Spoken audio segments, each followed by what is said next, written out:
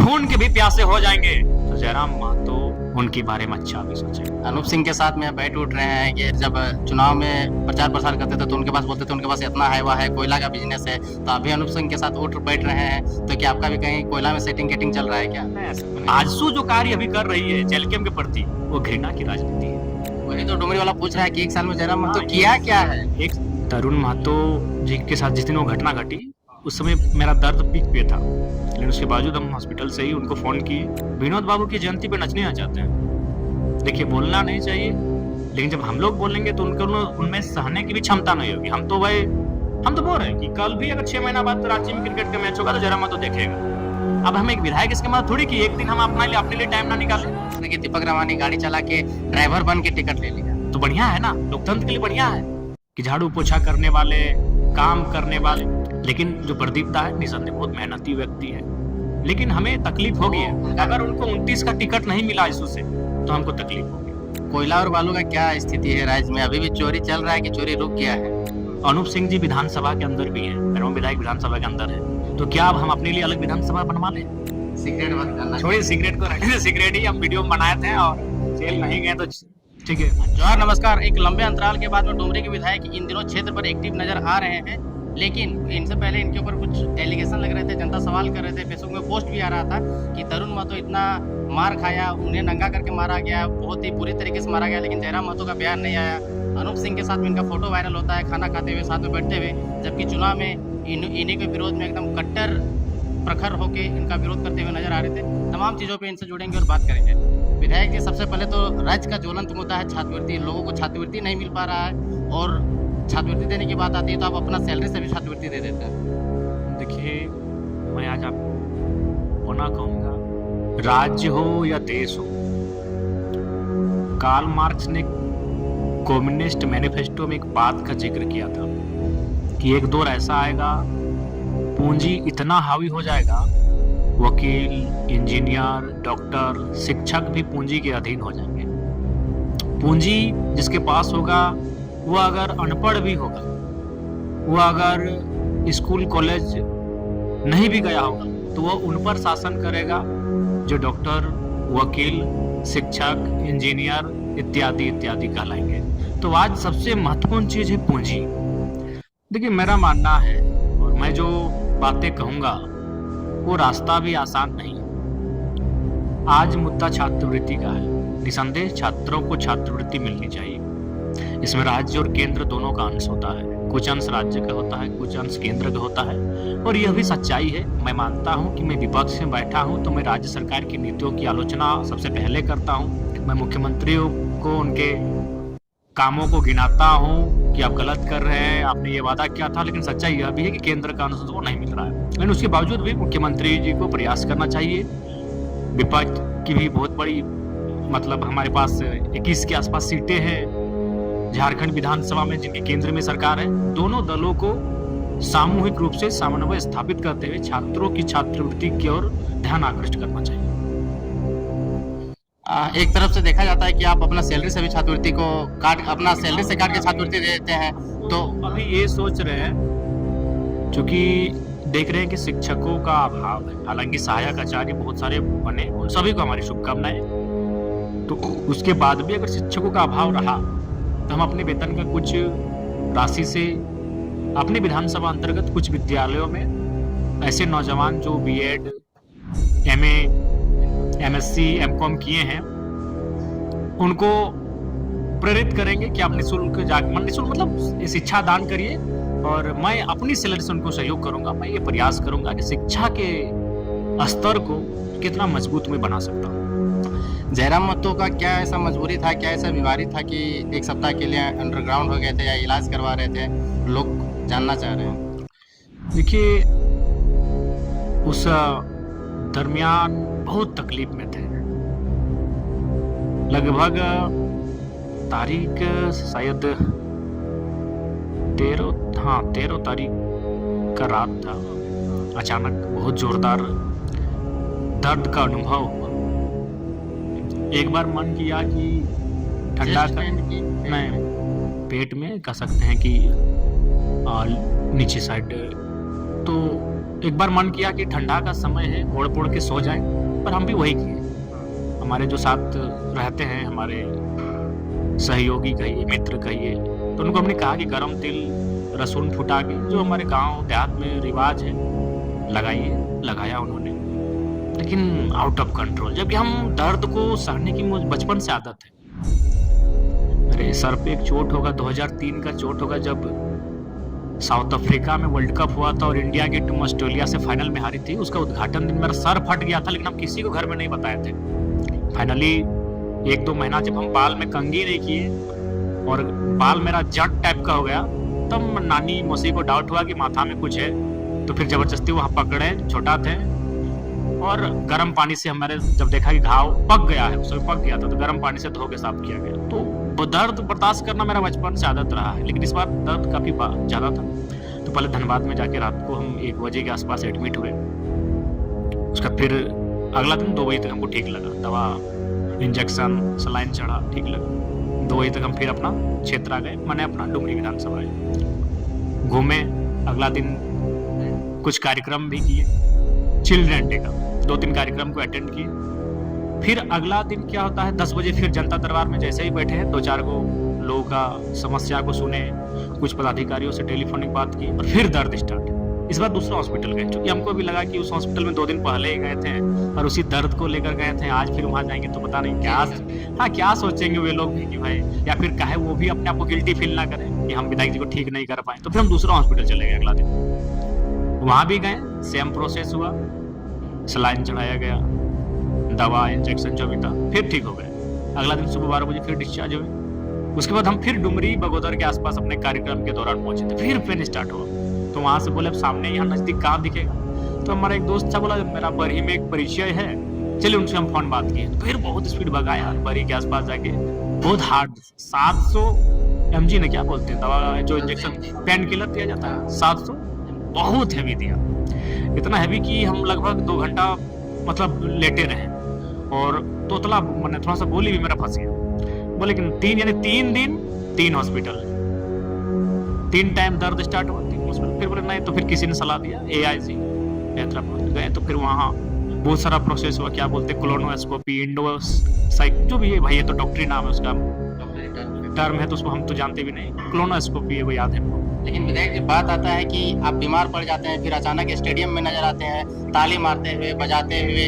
लोग आपको ट्रोल करने वाले यह कह रहे हैं कि कब बीमार होता है, कब उछलने लगता है, इसका कुछ पता नहीं चलता है। हाथ में हमारा इंजेक्शन का दाग अभी भी है। देखिए क्रिकेट मेरा एक, बोलते क्रिकेट, और हमको आप समझ, उसके लिए हमको मेरा हाथ को समझना होगा। The religion of cricket Sachin is God. जिस दौर में युवा हाथ में अगर कोई माता पिता का नाम लिखता है, जला दिए थे, आर्मी के दौड़ में गए थे, अभी नहीं तो गर्मी का दिन है, सॉरी ठंडा का दिन इसलिए ढकती है, हमने सचिन का नाम लिखा था, the religion of cricket Sachin is God. तो मेरे क्रिकेट प्रेम को ये राजनीति लोग नहीं समझ पाएंगे, उनको निश्चल होना होगा। मैं क्रिकेट का प्रेमी कब था, जब मेरी आयु, हमने बताया आपको 2003, क्या आयु होगी, 9-10 साल, 8-9-10 साल का आयु। तो हमको अगर मेरे साथ क्रिकेट कनेक्शन को समझना है, तो इनको निश्चल होना होगा, और ये निश्चल रहे कहाँ, राजनीति बैलेट के माथे में जमा हो चुका है। तो क्रिकेट से मेरा एक अलग संबंध रहा है। सचिन के आउट होते ही बुखार हो जाना, इंडिया के हारने से ही बीमार हो जाना, ये परिस्थिति में रहा है। लेकिन अगर कोई अच्छा कर गया, तो फिर अगर छोटा मोटा मैं बीमारी भी है, तो एनर्जी आ जाता है। तो स्वाभाविक है, खेल से मेरा एक अलग लगाव था। और सबसे महत्वपूर्ण था कि DMT का भी बैठक था बोकारो में, तो इसलिए हमने कहा कि नहीं, और डॉक्टर से भी 1 दिन पहले रिपोर्ट सारा क्लियर हो गया था, तो फिर हम बोले नहीं, DMT एक महत्वपूर्ण बैठक होती है, उसमें हमें जाना चाहिए। और हम गए और हमने अपना सुझाव भी दिया तमाम जो वहाँ पदाधिकारी थे उनको।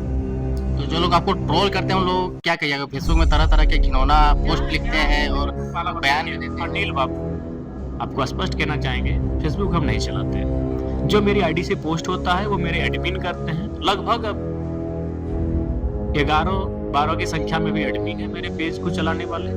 उनको पर्व त्योहार का शुभकामना देना हो, किसी महापुरुष का जयंती पुण्यतिथि हो, या कोई आकस्मिक घटना हो, या फिर कोई मेरा कार्यक्रम हो, वो लिखते हैं और वही डालते हैं। हम अपने हाथों से ना फोटो टाइप करके डालते हैं, ना कुछ भी नहीं। तो फेसबुक में हम नहीं। बाकी आप कह रहे हैं तो क्या लिखा, अगर आप बताएंगे तो हम कुछ कहें। तरुण महतो का प्रकरण हो गया, एक तरफ मसाल जुलूस चल रहा था, दूसरी तरफ आप रांची में खेल का आनंद ले रहे थे। तरुण महतो को नंगा करके मारा जाता है, पूरा फीट में निशान दिखता है। ऐसा मार तो आप जिक्र करते झारखंड आंदोलन के टाइम में ऐसा मार होता था। देखिए, सबसे पहला बात आप जानिए, तरुण महतो जी के साथ जिस दिन वो घटना घटी उस समय मेरा दर्द पीक पे था, लेकिन उसके बावजूद हम हॉस्पिटल से ही उनको फ़ोन किए कि तरुण अभी क्या स्थिति है। बोला दादा आप चिंता मत कीजिए, हम ठीक है। उनकी अर्धांगिनी से बात हुई और देखिए ऐसा नहीं है, हमने कार्यक्रम को सेट हमने किया। मोती जी को हमने वहाँ फ़ोन किया, देवेंद्र जी को फ़ोन किया, पूजा जी को हमने फ़ोन किया और तमाम जो हमारे पार्टी में हमारे बाद जो बड़े लीडर हैं उनको हमने कहा कि एक कार्यक्रम आक्रोश सभा का आयोजन कीजिए, धरना प्रदर्शन कीजिए उपायुक्त कार्यालय के समीप, और वो कार्यक्रम को किया गया। उसके बाद जितने भी पदाधिकारी हैं मैंने उनसे टेलीफोनिक बात की, क्योंकि मेरी शारीरिक स्थिति ऐसी नहीं थी कि लेकिन सारा चीज़ मैंने घर से व्यवस्थित किया। उसके बाद बिल्कुल जब हम वापस आए हैदराबाद से तो हमने अपने टीम को बुलाया जो कागजी कलम की प्रक्रियाओं को देखते हैं कि अब प्रदर्शन हमने कर लिया, मसाल जुलूस भी हो गया। तब हम लोग को लगता है कि कागजी कलम बाय राइटिंग ह्यूमन राइट्स पे हम लोग लिखेंगे, माननीय मुख्यमंत्री को भी इस विषय से अवगत कराएंगे। और बिल्कुल जहाँ तक मसाल जुलूस का सवाल है, वो प्रखंड स्तरीय कार्यक्रम था, उसकी जानकारी और दूसरा बात उसको केवल प्रखंड के लोगों को करना था, ये सूचना थी। और हम आए थे, उनको उतनी विशेष कोई जानकारी नहीं थी कि क्या घटनाक्रम हो रहा है। उसके बाद देखिए, अगर लोग ऐसा कहते हैं कि तरुण जी मान के चलिए उनके साथ जो घटना घटी निसंदेह दुखद है और हम लोग खेल देखने चले गए, तो इस हिसाब से तो इस राज्य में झारखंड मुक्ति मोर्चा रहे, आजसू रहे, भारतीय जनता पार्टी रहे, उनको तो कभी भी खुशी कार्यक्रम में शरीक ही नहीं होना चाहिए, क्योंकि प्रत्येक दिन उनके संगठन का जुड़ा हुआ कोई ना कोई व्यक्ति का या तो बीमार होता होगा, कोई स्वर्ग सिधारता होगा जो बुजुर्ग हो गया है, कोई ना कोई घटना घटता होगा। तो ये बेतुका बयान है। हाँ, पहला दिन होता, अगर तरुण जी के साथ जो दिन पहले दिन घटना घटता उस दिन अगर हम लोग कोई ऐसा एक्टिविटी करते, अब मान के चलो घटना के 10 दिन हो चुका है, मान के चलो और 15 दिन अगर वो जेल में रहे या फिर 2 महीना ही रहे, तो क्या उनके संगठन से जुड़ा हुआ कोई व्यक्ति क्या इस दरमियान कोई शादी के सारे कार्यक्रम में शरीक नहीं होगा? उनकी अर्धांगिनी होगी, अगर उनके ही रिश्तेदार में किसी का शादी होगा तो शरीक होंगे। उस दिन मायने होता है कि जो पहला दिन होता है।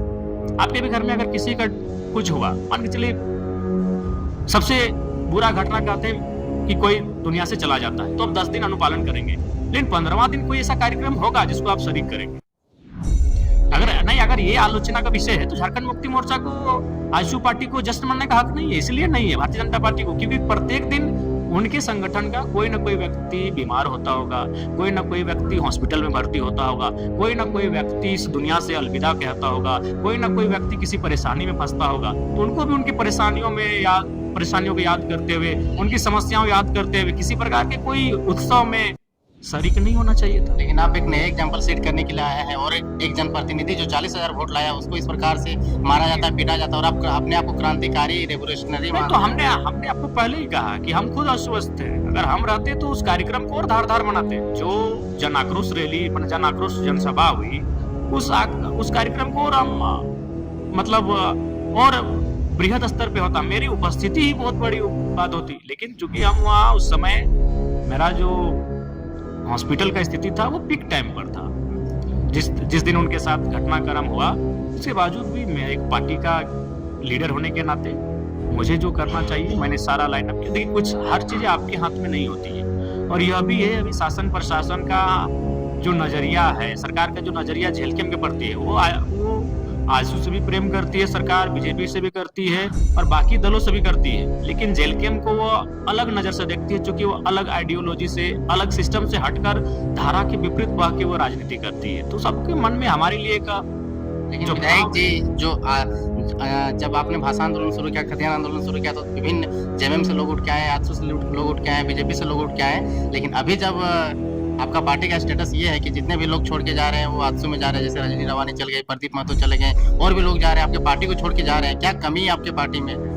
कमी नहीं, कार्यकर्ता को बांध के नहीं रख पा रहे हैं? नहीं, देखिए, हम बांधने के लिए रखे ही नहीं है। हमने किसी को बांधना, किसी को जबरदस्ती कहते ना, हम एक आइडियोलॉजी लेकर आए, एक विचार लेकर आए हैं कि हम लोग राजनीति में कुछ अलग करेंगे।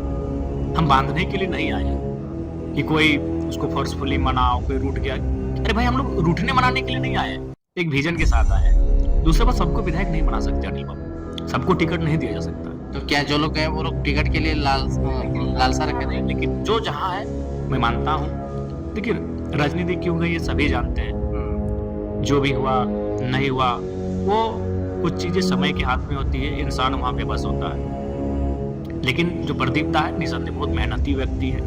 उनको हमारी यही शुभकामना होगी कि वो जिस दल में जाए, अगर वो आईसीयू में गए हैं तो वो आईसीयू के लिए काम करें। लेकिन आप आपको ईमानदारी से कहेंगे, वो आईसीयू के लिए काम बहुत कम करेंगे और जेल कैंप के खिलाफ उनको आईसीयू बुलवाएगी। अभी यही है, अभी ट्रेंड यही है। अगर कोई भी नेता किसी पार्टी को छोड़ के जाता है तो एक लाइन अपना इस्तीफा लिख देता है कि पार्टी की विचारधारा अब अलग हो चुकी है, हम इससे अलग होते हैं, और वो दूसरे पार्टी के लिए काम करना शुरू करता है। लेकिन यहाँ क्या है, जो हमसे कट के जाता है वो रोज एक आज इस मीडिया में, कल उस मीडिया में, कल उस यूट्यूब चैनल में बैठ के और हम लोग को कर आएगा। अभी उन लोग का यही टास्क है। तो बिल्कुल प्रदीप दा संघर्षशील व्यक्ति है, बहुत जानकार भी व्यक्ति है, वो जहाँ जाए खुशहाल रहे। लेकिन हमें तकलीफ होगी अगर उनको 29 का टिकट नहीं मिला आईसीयू से, तो हमको तकलीफ होगी। तो उनको तकलीफ हुआ, आप टिकट नहीं दिए तो बोल रहे कि दीपक रवानी गाड़ी चला के ड्राइवर बन के टिकट ले लेगा। नहीं, देखिए ऐसा नहीं है, तो बढ़िया है ना, लोकतंत्र के लिए बढ़िया है कि झाड़ू पोछा करने वाले, काम करने वाले। साफ तौर पे कहना है कि चापलूसी करके ले। नहीं, चापलूसी नहीं, काहे चापलूसी करेगा? चापलूसी क्यों करेगा? दीपक रवानी से आप भी मिले हैं, संगठन का काम उन्होंने किया है, आपने देखा होगा कि पूरे राज्य में वो गए हैं, काम किए हैं। ऐसा नहीं है, तो बढ़िया बात है ना कि भाई किसी को भी हम लोग नेता बनाने का मादा रखते हैं, किसी भी नौजवान को अवसर देने का मादा रखते हैं। अच्छा, कोयला और बालू का क्या स्थिति है राज्य में? अभी भी चोरी चल रहा है कि चोरी रुक गया है? देखिए थोड़ा बहुत हो रहा है। संज्ञान में ले रहे हैं विधायक जी बिल्कुल, जहाँ पे हो रहा है बिल्कुल संज्ञान में है। अगर कहीं ऐसा होता है तो उसके लिए हम लोग आवाज, इस बार तो विधानसभा में हमारा प्रश्न भी रहेगा इस राज्य की खनिज संपदा में जो अवैध रूप से लूटपाट हो रही है उसको लेकर। अनूप सिंह के साथ में बैठ उठ रहे हैं कि मतलब वो भी आपको जब चुनाव में प्रचार प्रसार करते थे तो उनके पास बोलते थे उनके पास इतना है, वह है, कोयला का बिजनेस है, तो आप भी अनूप सिंह के साथ उठ बैठ रहे हैं, तो क्या आपका भी कहीं कोयला में सेटिंग गेटिंग चल रहा है क्या? नहीं, ऐसा नहीं है। पहला बात देखिए अनिल जी, एक बात कहना चाहेंगे, बेरमो विधायक जो तस्वीर आप देखें, एक तस्वीर सत्य है और एक तस्वीर को उन्होंने आधुनिक यंत्रों से डिजाइन किया है, एआई। कौन सी तस्वीर सत्य है? जो हम लोग साथ में बैठे हैं। लेकिन जो तस्वीर पीठ पे उन्होंने हमारे हाथ रखा है वो असत्य है। मैं स्वीकार करता हूँ, बैठे हैं। और किस परिस्थिति मैं फिर बता रहा हूँ, मैं आपके चैनल के माध्यम से बता रहा हूँ, कोई ना लज्जा ना संकोच, ना ही मुझे किसी कोई उस, ये कुछ चीजें मैंने फिर कहा ना आपके बस में नहीं होता है। अनूप सिंह जी विधानसभा के अंदर भी है, बेरमो विधायक विधानसभा के अंदर है, तो क्या अब हम अपने लिए अलग विधानसभा बनवा लें? कुछ चीजें जरा महतो की इच्छा के अनुरूप नहीं चलेगा। और ठीक हमारे सीट के आगे उनका विधानसभा में सीट है, तो ठीक उसी प्रकार वो जो बैठक थी वो डीएमटी की थी। और आपको मैं ये बता दूं कि आज ही नहीं, फरवरी में भी बैठक होगी तो अनूप सिंह मेरे ही साथ बैठेंगे, श्वेता सिंह भी मेरे साथ बैठेंगी, खाना भी वो मेरे ही बगल उसी रूम में, क्योंकि उस रूम में जो खाना खाएंगे वो हमारा ही खाने के लिए आते हैं। उस रूम में अगर बाकी मुखिया जिला परिषद के अगर चले जाते हैं तो हम उनके बीच जाके बैठ जा सकते थे। उस रूम में सेलेक्टेड 10 लोग ही आके बैठ के खाना खाएंगे, 2 सांसद, धनबाद सांसद, गिरिडीह सांसद, 1 मंत्री जो आपके विधानसभा से हैं और 4 विधायक, चंदन कियारी विधायक, बोकारो विधायक, डुमरी विधायक और बेरमो विधायक। तो 4 और 3 7 और जिला के 3-4 पदाधिकारी, जिनमें उपायुक्त, पुलिस अधीक्षक, डीडीसी इत्यादि इत्यादि, यानी मुश्किल से 10 लोग उस कमरे में बैठ के खाना खा सकते हैं। वो प्रोटोकॉल है। तो उस प्रोटोकॉल के नाते मैं फरवरी में भी मैं उसी जगह बैठा रहूंगा। मैं फिर बार बार कह रहा हूं, कुछ चीजें तो तेरा मतलब प्रोटोकॉल के कारण बैठ रहा है। अनूप सिंह का विरोधी आज भी है, जिस विचारधारा से वो काम करता है। मेरी वहां बात भी हुई जब बैठे थे। देखिए सबसे पहला बात, मैं उनका वैचारिक विरोधी, शारीरिक विरोधी नहीं हूं। मैं अनूप सिंह उर्फ विधायक बेरमो, मैं उनका वैचारिक यह विरोधी हूं। उनसे मेरी कोई निजी शत्रुता नहीं है और ना ही मैं उनका निजी रूप से बुरा चाहता हूं। मैं वैचारिक रूप से उनका, कि भाई वो दूसरे राज्य के होकर हमारे राज्य का, हमारे राज्यवासियों का हक हिस्सा खा रहे हैं, वो प्रोटोकॉल था। और फरवरी में भी मैं उनके बगल में बैठा मिलूंगा आपको। तो अनूप सिंह गलत काम कर रहे हैं कि नहीं? ऐसे विधायक बाहर से आकर के यहाँ विधायक बन रहे हैं, कोयला बालू। जानते हैं कि वो प्रत्येक दिन 1 करोड़ कमा रहे हैं। मैंने वेरीफाई भी किया, उनके कुछ सही मित्रों से पूछा कि भाई सच्चाई क्या है।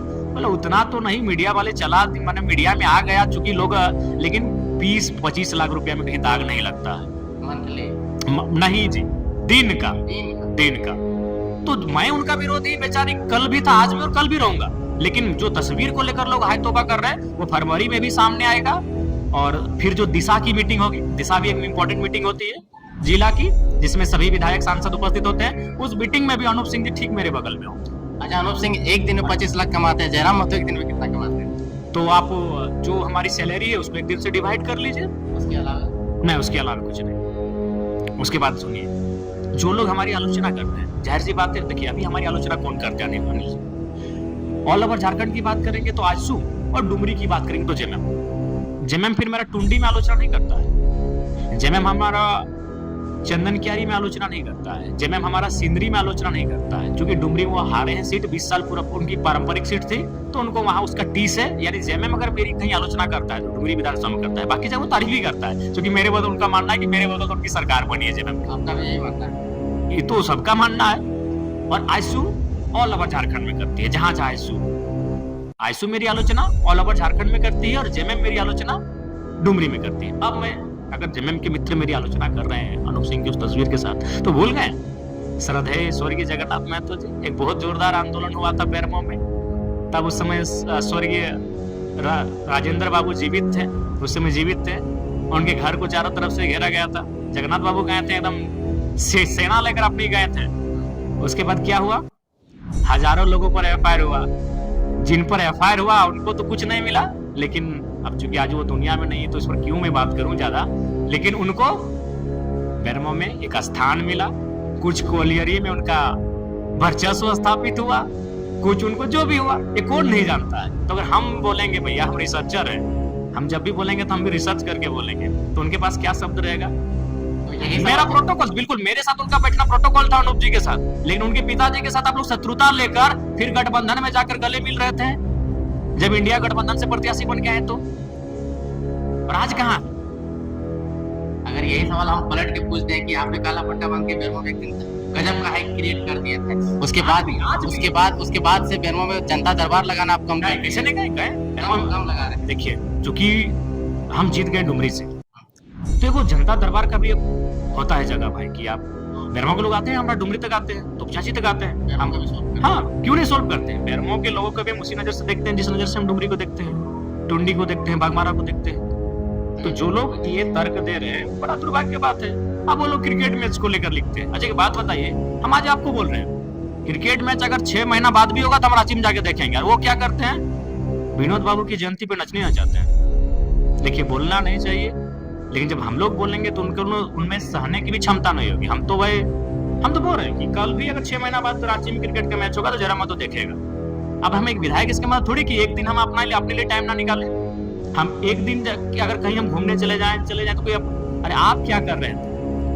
आप तो ऑर्केस्ट्रा में, और आप ऑर्केस्ट्रा वाले हैं, हम तो क्रिकेट देख रहे हैं। पब्लिक डिमांड हो, पब्लिक डिमांड है तो क्या पब्लिक का डिमांड दारू का भी है? पहला समझा दारू डुमरी विधानसभा में जम वालों ने बांटा था, इसीलिए बोलने का हमारे पास भी है। लेकिन उनको भूल गए कि 20 साल है, हमारा 1 साल है।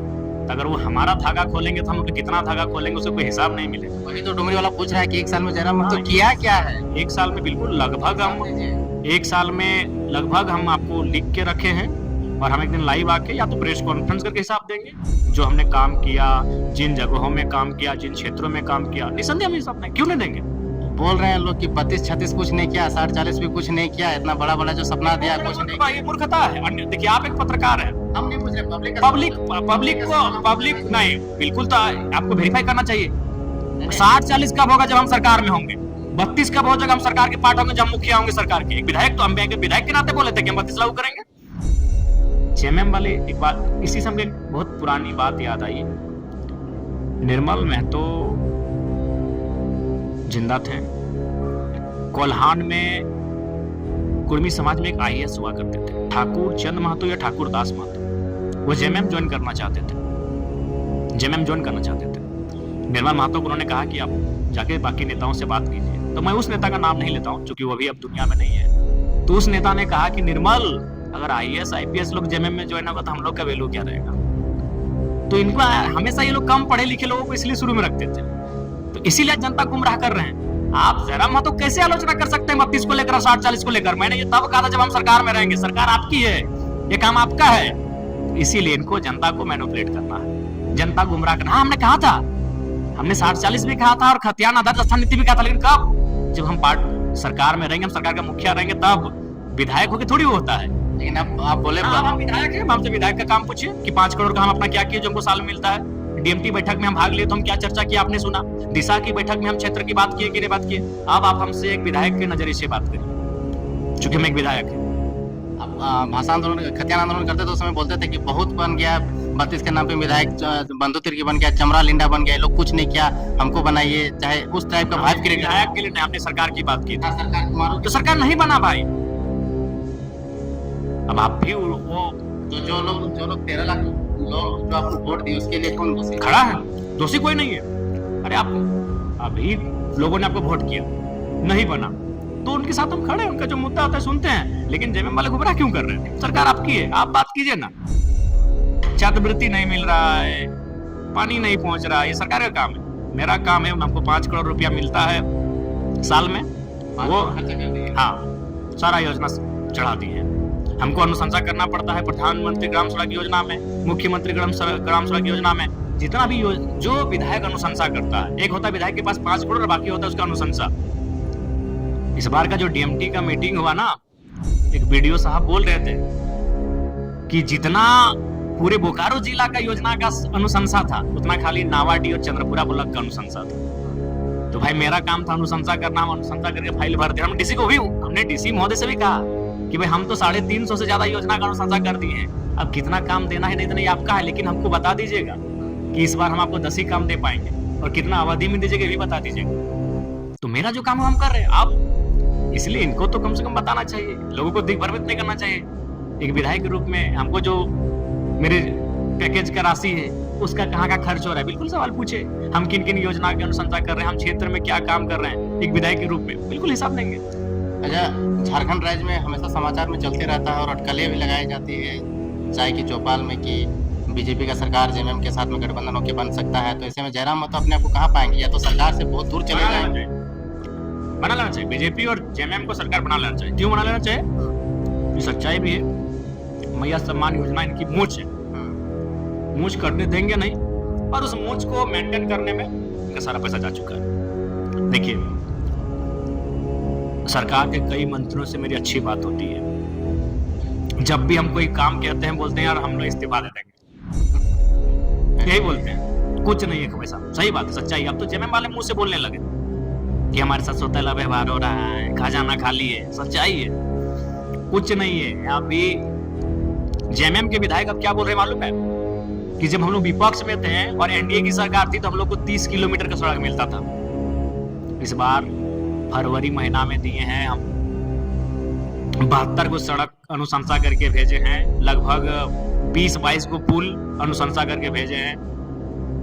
महत्वपूर्ण पुल है, सड़क है। अभी तक क्या बोलते हैं, रिपोर्ट तैयार हो रहा है। मतलब सरकार के भी विधायकों का नहीं सुना जा रहा है। मंत्री की बात कीजिए ना जी, विधायक तो बहुत। तो ऐसे में जयराम महतो कहाँ फेंका जाएंगे? फिर बीजेपी जेएमएम मिल जाएगा तो फिर जयराम महतो आप अलग लीग पे चलने वाले आदमी है, तो बहुत दूर चले जाएंगे। सुनिए ना, डुमरी वालों ने हमें एक विजन के लिए चुना है। मेरे एक एक शब्द, मेरे एक एक क्रियाकलाप, मेरे सोचने का तरीका, जनता के बीच मुझे जो बीच विषय है उनको रखने का तरीका, वो देख रहे हैं कि मैं एक विजन के साथ भविष्य के सुदृढ़ करने के लिए चला हूँ। योजनाएं, जहाँ तक योजनाओं की बात है, विकास के निर्माण की बात है। अच्छा, सरकार के साथ नहीं रहिए तो काम कैसे कर पाइएगा? सिर्फ विचार और विजन से तो नहीं। अरे भाई गजब हाल है। जो एक विधायक के हिस्से कहा क्या दीजिए, अगर कृषि विभाग में 1000 करोड़ का बजट है, 81 को विधायक है, तो एक विधायक को जितना होगा दे दीजिए। गजब हाल है। जो लोग सत्ता में रहते हैं सिर्फ होने का बात ज्यादातर सुना जाता है, होने का ज्यादा ठीक है, उनको 2 सिंघाड़ा ज्यादा खिलाइए, 2 खिला, इसको 1 खिला दीजिए, लेकिन काम सबको मिलना चाहिए। अभी 1 साल बीत गया, किसी भी मंत्री का बताइए, आप ही के यहाँ हमारे मंत्री जी हैं, क्या डुमरी कभी गए? ये केवल यहाँ विधायक नहीं है, ये राज्य के मंत्री हैं। साल में तो कम से कम इनको 81 विधानसभा का एक विजिट होना चाहिए, एक साल में एक बार। एक दिन में 4 विधानसभा विजिट करते, 20 दिन लगता ना भाई, 20 दिन में 20 चौक 80 विधानसभा विजिट हो जाता। तो अब साल भर में 20 दिन बाहर नहीं जाइएगा, 20 दिन बाहर जाइएगा कि नहीं? अब ये क्यों नहीं गया? कारण वही है, योजना ही नहीं है तो कहां जाएंगे? जाना मतलब क्या होता है? शिलान्यास करने जाना। योजना ही नहीं है इनके पास तो शिलान्यास क्या करेंगे? इसलिए अगर ऐसे ही उड़ती उड़ती खबर आ रही है तो चल जाना चाहिए हेमंत सोरेन जी को। अच्छा, झारखंड के बाहर भी आप राजनीति में एक हाइक क्रिएट कर रहे हैं। बंगाल में, बंगाल चुनाव लड़ेंगे क्या? क्योंकि जब भी वहां आप जाते हैं तो बहुत ज्यादा जनता एक जगह एकुमुलेट हो जाती है आपकी बातों को सुनने के लिए। देखिए, हम जनता की बात करते हैं, उनके दिल की बात करते हैं, उनके मन में जो चल रहे हैं उसकी बात करते हैं, जनता सुनती है। तो क्या बंगाल चुनाव लड़ेंगे? देखिए, उस पर चिंतन मंथन हो रहा है। बंगाल के साथ ही विधानसभा सत्र के बाद मिलने आ रहे हैं, बड़ी बैठक होगी, फिर बातचीत उससे होगी, क्यों नहीं? नगर निकाय का भी चुनाव सामने है, रामगढ़ है, धनबाद है, आपका रांची है, तरह तरह का नगर निगम क्षेत्र है, ये सब में चुनाव लड़ेंगे। जहां जहां हम लोग अपने आप को स्ट्रॉन्ग पाएंगे लड़ेंगे। अब थोड़ा सा हम लोग लिमिटेड करेंगे, जहाँ कमजोर रहेंगे वहाँ नहीं लड़िएगा। जहां संगठन नहीं होगा, कमजोर नहीं, जहां संगठन नहीं होगा वहां नहीं लड़ेंगे, जहां संगठन होगा वहां लड़ेंगे। तो पूरा झारखंड में संगठन है नहीं, कुछ जगह हमारी अभी खामियां हैं जहां हमें बहुत मेहनत करने की जरूरत है। नगर निगम मतलब होता है टाउनशिप इलाका। टाउनशिप इलाका में आपका वोटर नहीं है, मूल वोटर आपका ग्रामीण इलाकों में। देखिए, वोटर विचारों से बनते हैं। अगर हमारे विचार विजनरी हैं, उनमें कुछ नई तरीके हैं तो आएंगे हमारे साथ।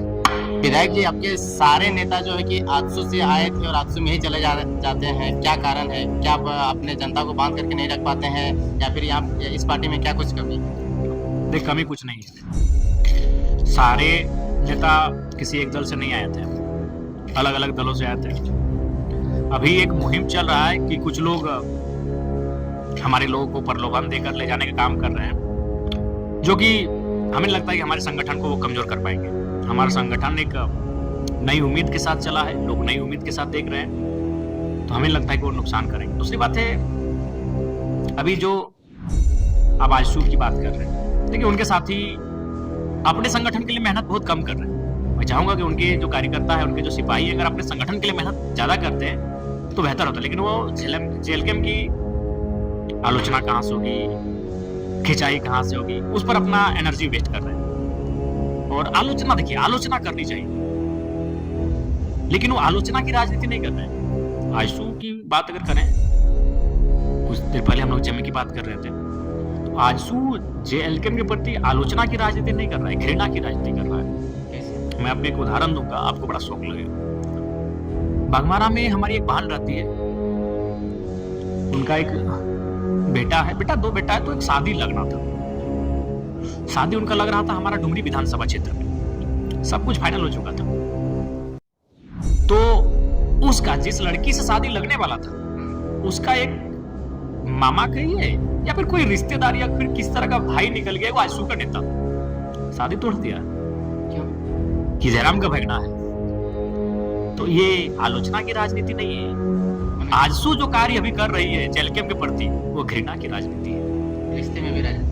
बताइए, अच्छा एक बात बताइए, मेरी आयु और कितनी होगी? 30 साल, 40 साल, 30 साल हो गई है। 60, 65, 70 में हम इस दुनिया को छोड़ देंगे, लेकिन वो रिश्ता मेरी बाद भी कायम रहता। आज हम पटिया बस्ती में, मेरे नाना का मामा घर है।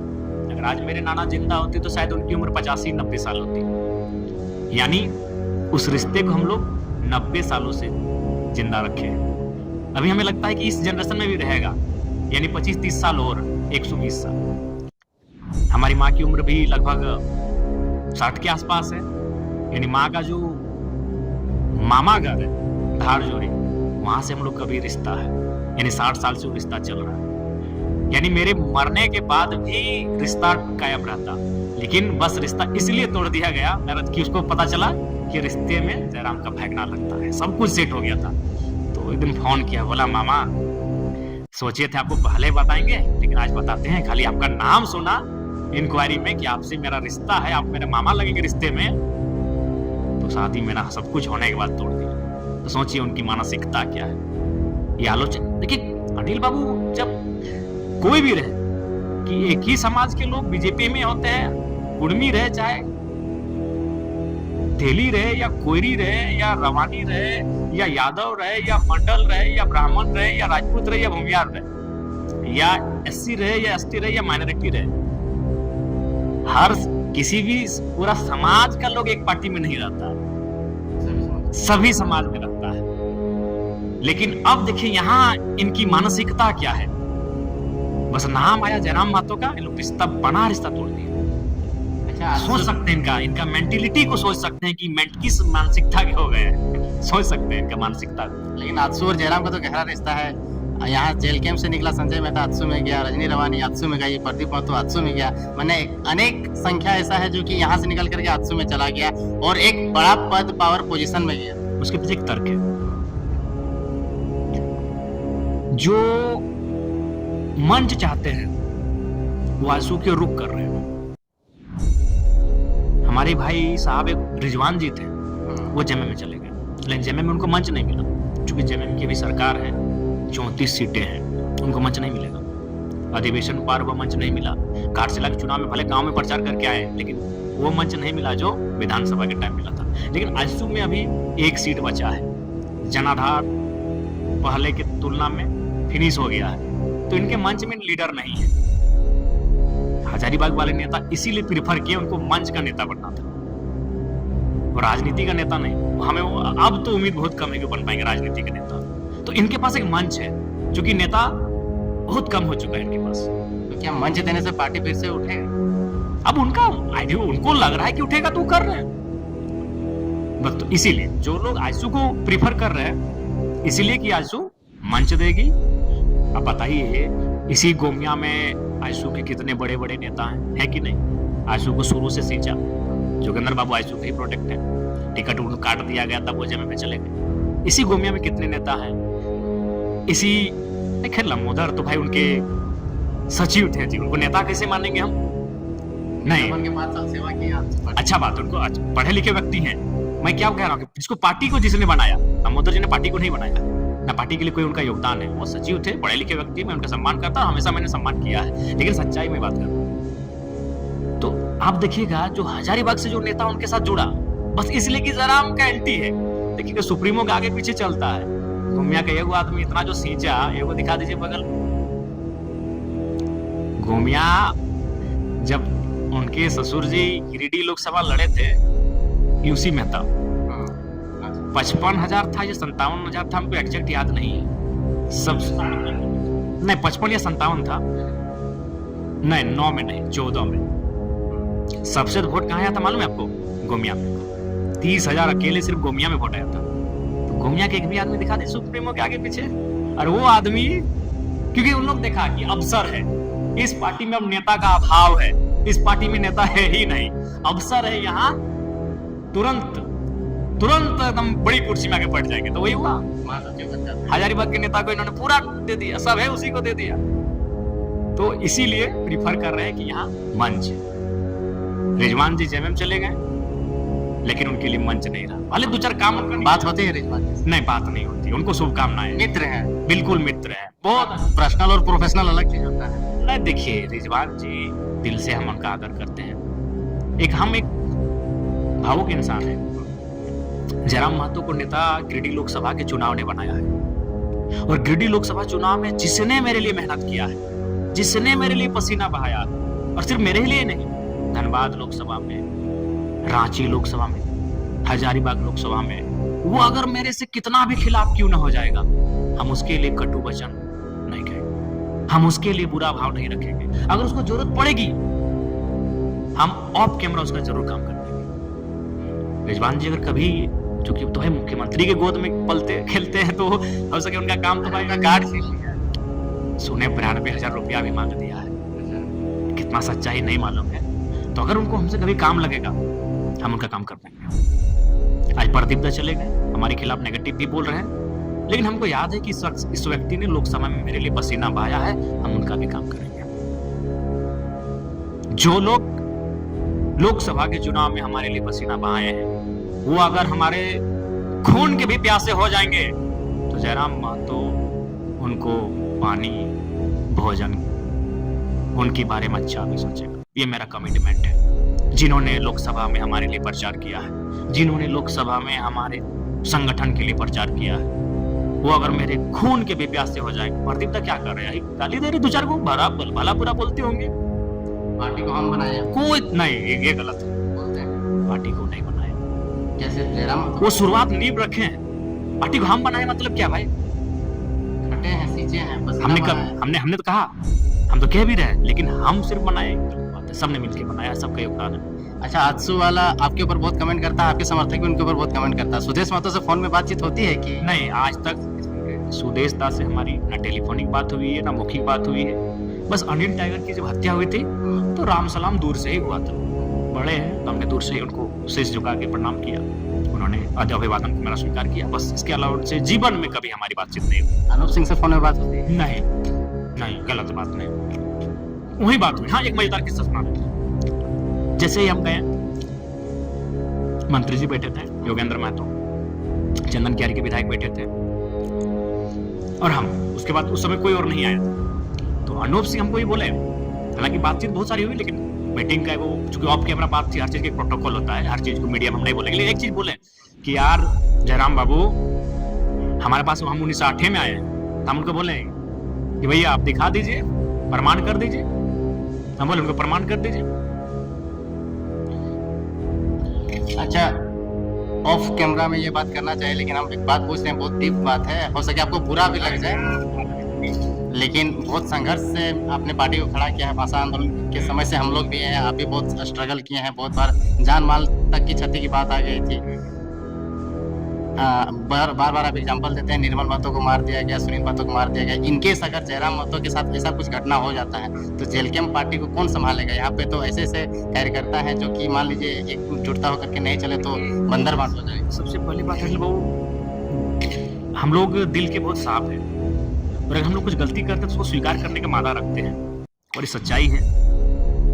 नए लड़के हैं, देखिए, जिनको कभी पंचायत का प्रभार नहीं मिला था, उनको केंद्र में प्रभार मिला, उनको प्रदेश में मिला, तो थोड़ा सा भी व्यवस्थित नहीं हो पाए, लेकिन समय के साथ व्यवस्थित हो जाएंगे। उनको मेरा अपील रहेगा कि सोशल मीडिया का प्लेटफॉर्म हो या कोई भी सार्वजनिक स्थल हो, आलोचना होनी चाहिए, लेकिन तार्किक रूप से करें, वैचारिक रूप से करें। जयराम महतो को छोड़ के आपके नीचे जितने भी, आपने भी ये बात कहा है कि लोग एक दूसरे को नेता मानने के लिए तैयार नहीं होते।